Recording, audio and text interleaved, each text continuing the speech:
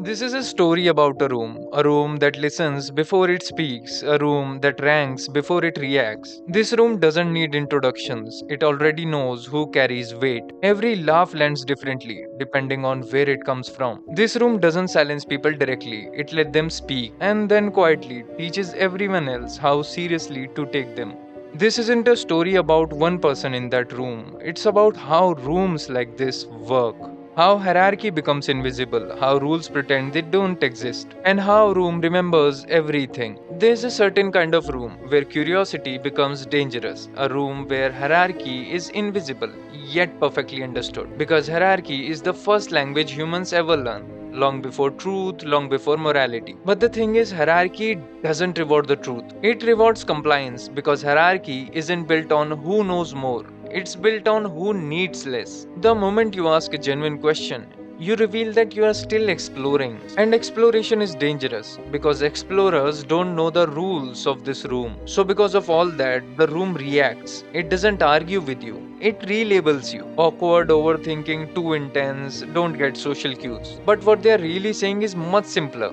Why are you not performing like us? Why are you not following the rules of this room? Because power in insecure systems isn't about control, it's about looking like you don't need anyone. Curiosity breaks that illusion, your gratitude breaks that illusion, excitement absolutely destroys it. That's why intelligence with childlike energy scares people, not because it's naive, but because it's uncontaminated. Most adults are immature. They are conditioned, and conditioning hates softness. Not because softness is weak, but because it reminds them what they killed to survive. So when someone speaks with wonder instead of cynicism, the room doesn't hear depth.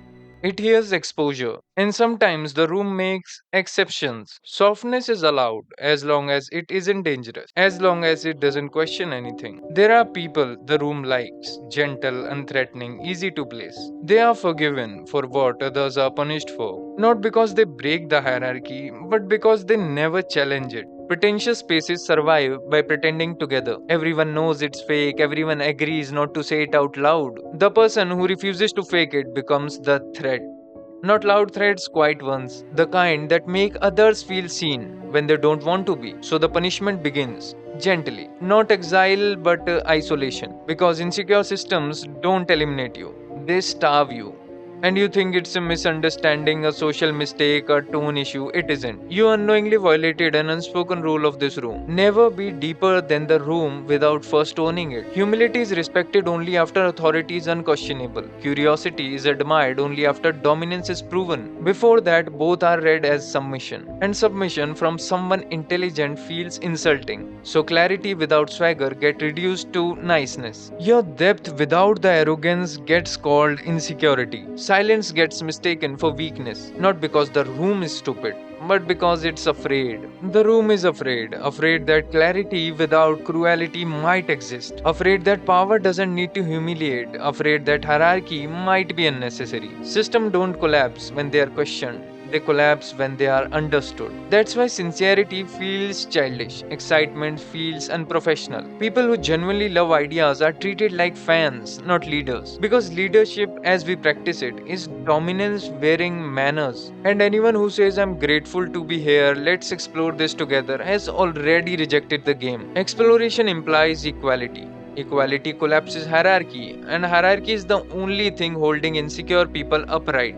So they smile, they nod, they distance, because it's easier to erase a person than to question the structure that made you powerful. The tragedy isn't that intelligence is misunderstood. It's that it's understood too well and suppressed anyway. And the darkest truth, most people don't want the truth. They want reassurance that their position was earned.